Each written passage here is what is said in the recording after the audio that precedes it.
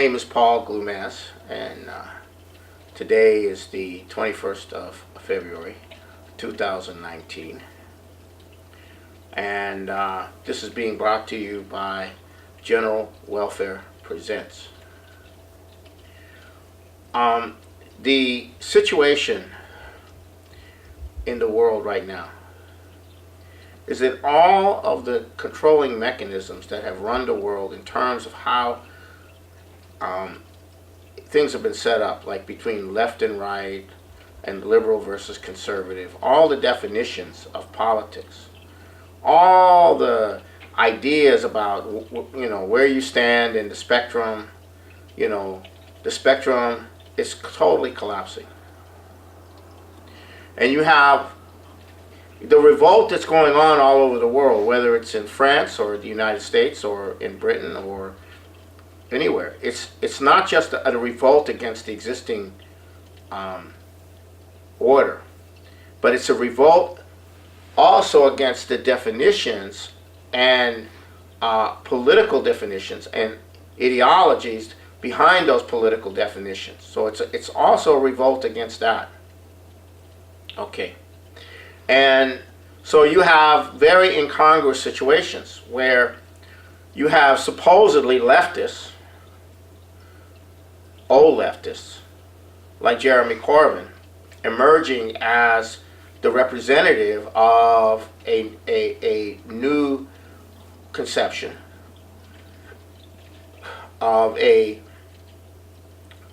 nationalist economic development perspective. And you have someone like Orban on the right, who's in Hungary, who's the Prime Minister of Hungary. He's emerging on the. You would think he was somebody on the right, but he's emerging as the in the same policies. You have somebody like Andrés Manuel López Obrador, the new president of Mexico, who has been a socialist all his life, and yet he is emerging with a nationalist development policy, and could very well be the most perfect collaborator with Donald Trump, who everyone thinks is a right-winger, a conservative, for the mutual economic development of Mexico and the United States, but also the shutting down of the international drug cartels. You could have that kind of relationship between a so-called leftist or socialist, okay, and a so-called right-winger like Donald Trump. Now, what's the difference? No, there is no difference. The working people of Mexico, the average Mexican, not the rich Mexican, not the drug lord Mexican, but the average people of Mexican want a better life. And López Obrador is representing that. The same with the middle class in America, or the former middle class in America. They've had it. And it was Donald Trump who appealed to them.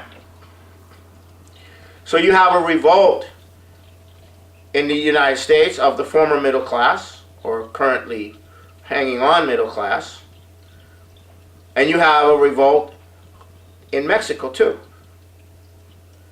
And you have a revolt in Britain. Outside of the London system, you have a revolt there.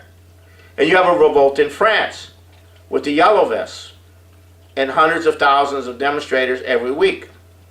The only problem with France is it is the most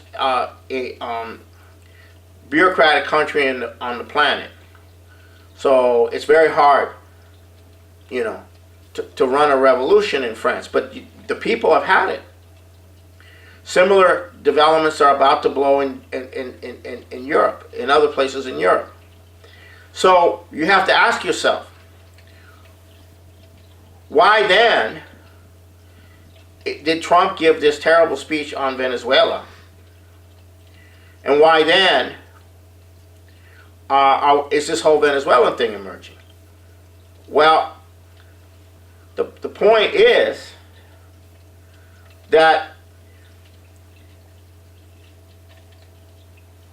you have two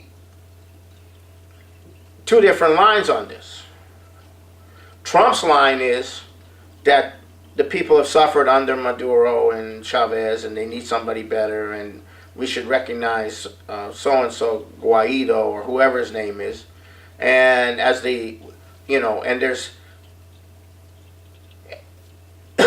because it's better for the Venezuelan people, right?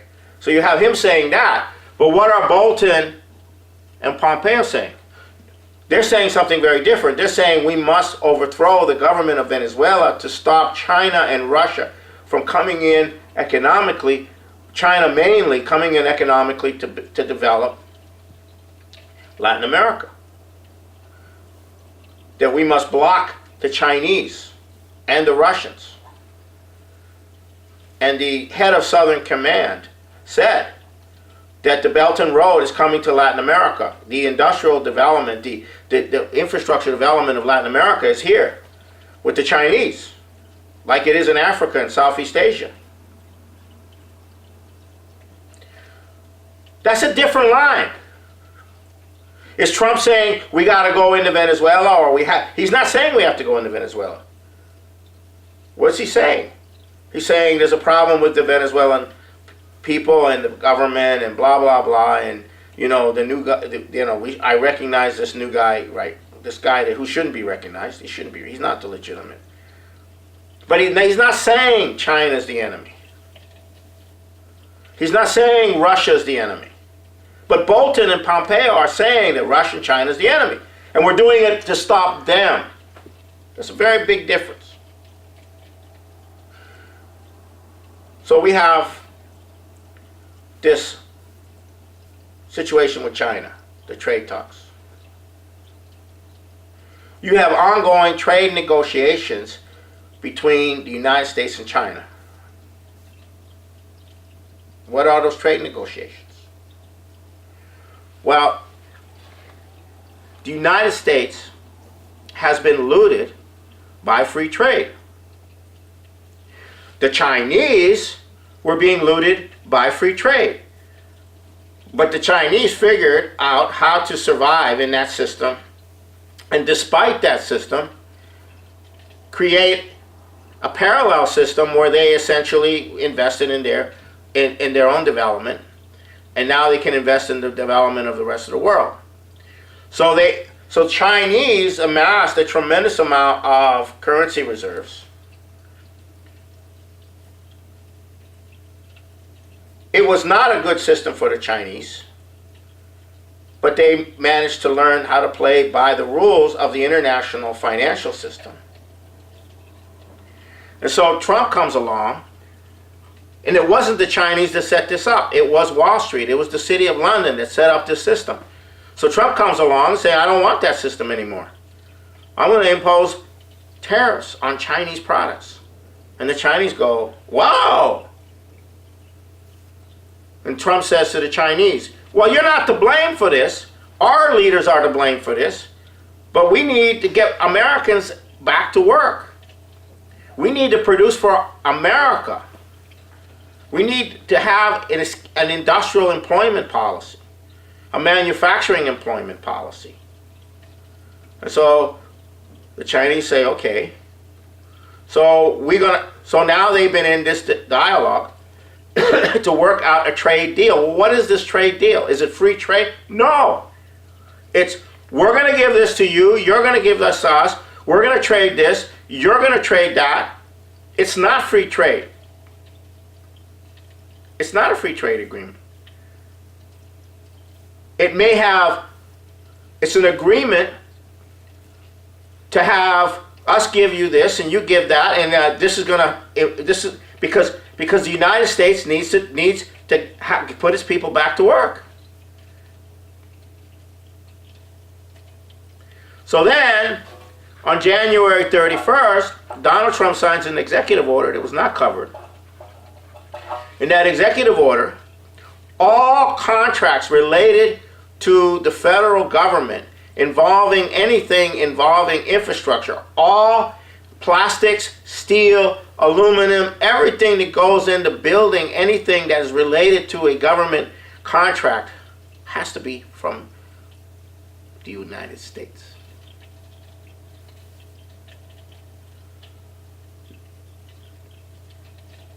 That means all these international companies, all these countries that you know, you have parts coming from different places and all of this.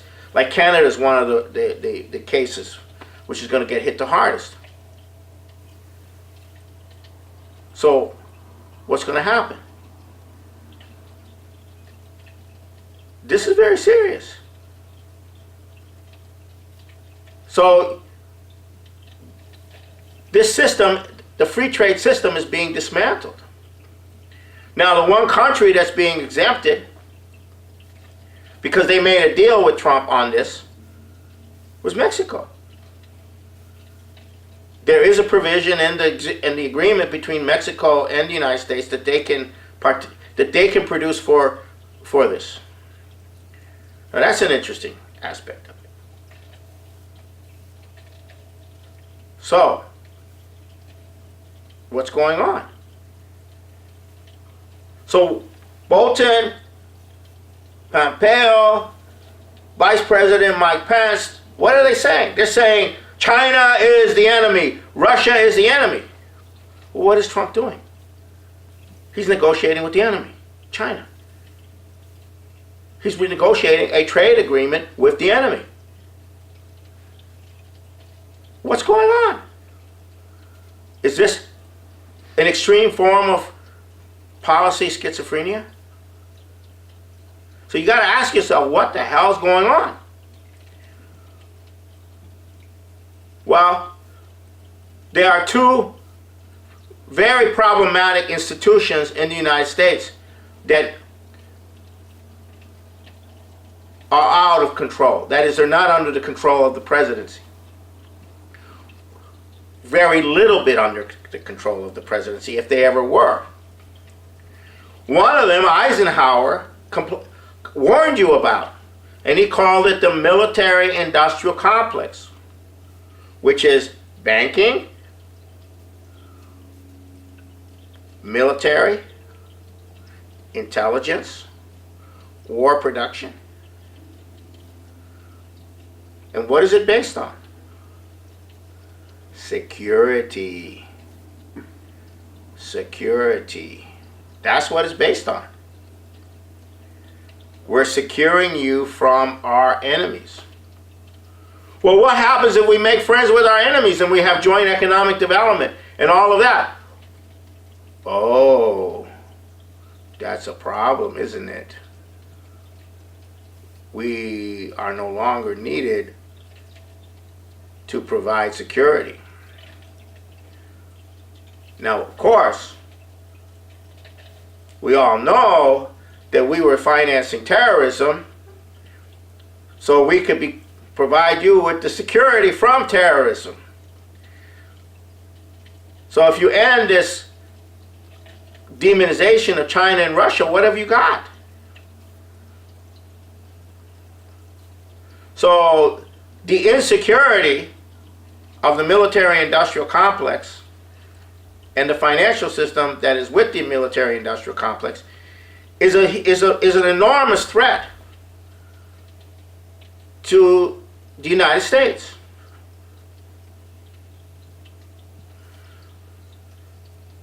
That's the threat, and they are so powerful that they have been threatening. They've been threatening the president. You better give us our way. You better increase the military budget, and he did. But then he said, we're going to pull our troops out of Syria and Afghanistan. And then Mattis, who quit. So what's going on here? Okay. So then we have another institution which nobody wants to touch. Nobody wants to go near. That's the Federal Bureau of Investigation, the FBI. Now, what is the FBI? It is the legacy of Hoover, J. Edgar Hoover, a notorious, we won't say what, because I don't want to be accused of being, you know, whatever. Anyhow, J. Edgar Hoover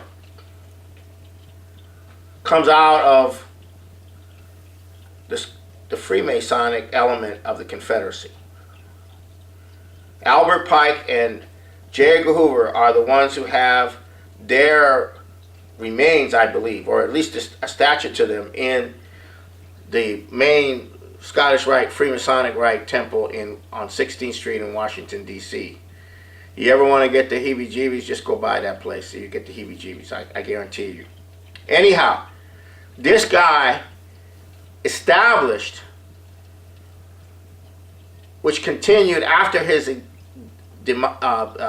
decease, a vast network of penetrations into labor unions, political parties, organized crime, the media, you name it.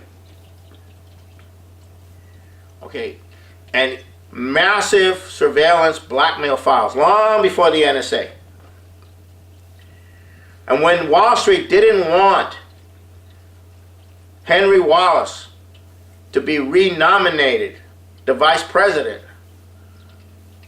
in 1944, it was the FBI that launched an attack on Henry Wallace, who would have been a great president, by the way. We wouldn't have had the Cold War. We wouldn't have had all this crap that's happened ever since. But they targeted him to the point that the resistance to his nomination was so great. And Franklin Delano Roosevelt was so tired, and he was running out of gas. He was very weak. He was getting weaker and weaker, that he went ahead and did not renominate him. That was a major turning point in U.S. history. But it was the FBI that played the key role in this. Okay, the FBI. All right. The FBI protects the drug trade. The FBI protects organized crime. The FBI protects Wall Street. Most of the arrests of so-called terrorists before they do the incident were set up by FBI informants. FBI agent provocateurs started the riots after King's death. I know that personally. Okay, that's the FBI. And it's not just, you know, a few of the echelon, of the top echelon of the FBI that are rotten. The whole thing is rotten from A to Z. And you're not gonna stop the coup ultimately against the president until you remove that, until you defang that institution. All right, so you have these two institutions that are not really under anybody's control except London and Wall Street and the British, effectively. And this is what is threatening humanity in the most extreme sense.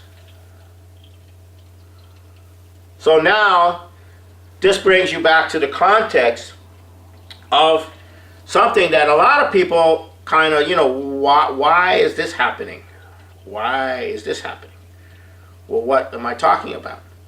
I'm talking about the former deputy FBI director, Andrew McCabe, writing a book about the wonders and beauty and patriotism of the Federal Bureau of Investigation, coming out on all the major news, starting with 60 Minutes, The View,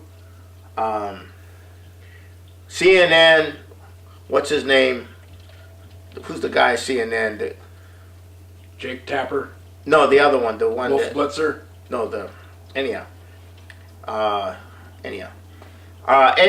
and coming out on all of these saying the following, essentially providing this message. we at the FBI are responsible for your security. And we have high degree of suspicion that the president you elected is a threat to our national security.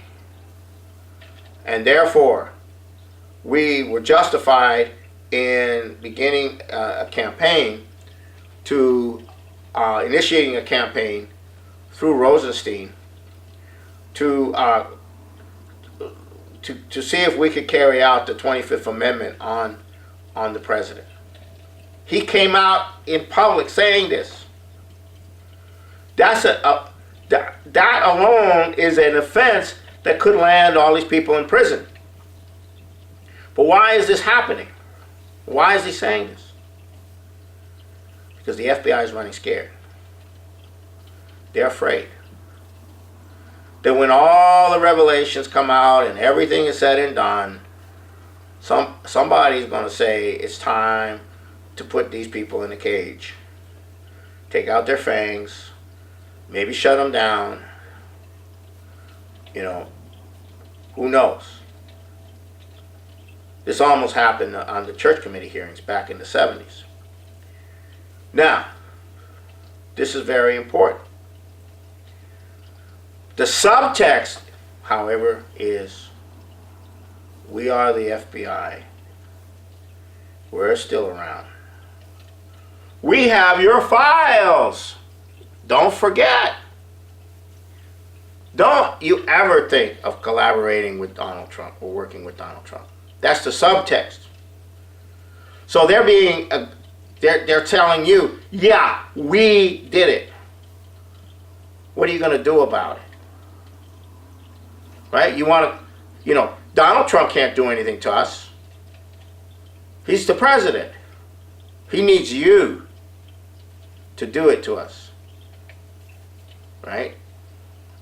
And you ain't got the guts to join with Donald Trump to come after us. You don't have the guts. That's what they're saying. It's chutzpah, but it's also defensive, and it's also they're running scared. Because time is running out on the FBI. Ask any local law enforcement official, and ask you if the FBI is a good organization. They'll tell you they're the most corrupt group in the country. You know, Comey, he went to work for the Hong Kong Shanghai Bank on the International Board of Directors, when everybody knows it's the biggest dope money laundering bank in the universe. And they got fined for it. And Comey went to work for them. And then he came back as FBI director. You tell me about that. And that's open. That's the whole agency. It's criminals. They're all criminals. They're there to spy on the population, blackmail the population, run riots, set people up, frame up people. Right? That's the FBI. They're not for real. You know, they're not for real. They're the criminal. They are criminals. They are the criminal enforcement arm of the international financial system. And they're in trouble. And when Donald Trump fired James Comey, shock. Presidents aren't supposed to do that. Presidents don't have that power. Presidents, FBI is here to protect you. The military-industrial complex is also here to protect you. From whom? They're here to protect you from anything that's going to give this nation a future economic development. They're here to protect the international financial crowd, which is going under. That's why they're there. So, now this brings me to another aspect of the situation. The revocation of the INF Treaty.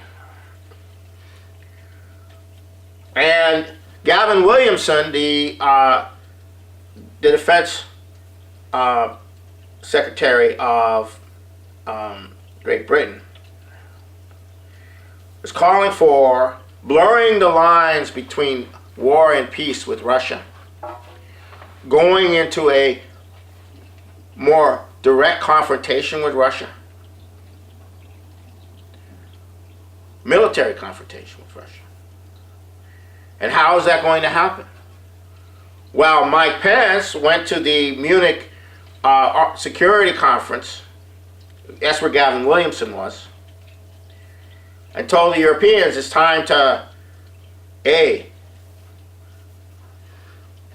bring it, let America put short-range missiles, right? Intermediate missiles. And the Europeans don't want to do that. And then he said Germany must cancel its participation in the Nordstream 2. Well, where's Germany? If Germany's shutting down coal and oil, where are they going to get their energy from? They're going to get it from Russia. Clean energy, gas. So there's a huge crisis emerging also between the U.S. and Europe.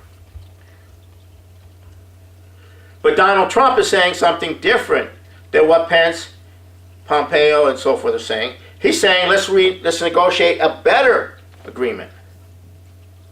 That's totally different. It's like with China. We have two totally different policies. Tell me this is not schizophrenia.